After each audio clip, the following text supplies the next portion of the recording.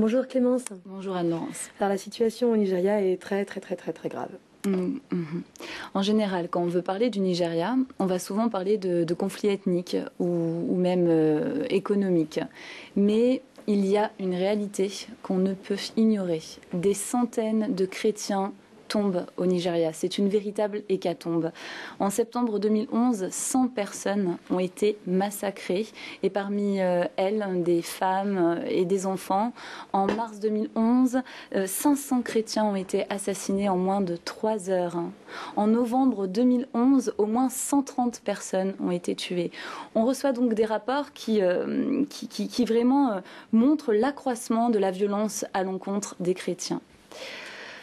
Il y a également la présence d'un groupe terroriste au Nigeria qui sévit. Ce groupe terroriste s'appelle la secte Boko Haram. Donc, elle a été fondée en 2004 par Mohamed Youssouf et son chef Sani Oumarou a pour but d'islamiser le Nigeria et d'imposer la charia à la majorité musulmane. Et donc, cette secte a déjà causé quelques drames parmi eux.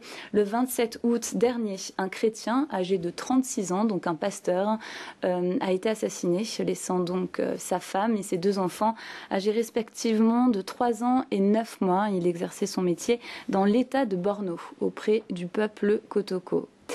Et cela s'est passé 3 mois après l'assassinat de David Ousmane et de sa secrétaire, qui sont membres de l'Église du Christ de Maïdougouri. Voilà, Maïdougouri. Et c'est justement cette secte qui a l'initiative du drame de septembre 2011, donc dans l'état du plateau au centre du Nigeria, vous savez, où des centaines de personnes ont été assassinées. Dernièrement, j'ai pu rencontrer un Nigérian chrétien, donc c'est un pasteur, et lorsque je l'ai entendu dire pourquoi est-ce qu'il restait dans sa ville, qui est une des villes extrêmement dangereuses pour les chrétiens? Eh bien, voilà ce qu'il a répondu. Je reste parce que c'est mon appel.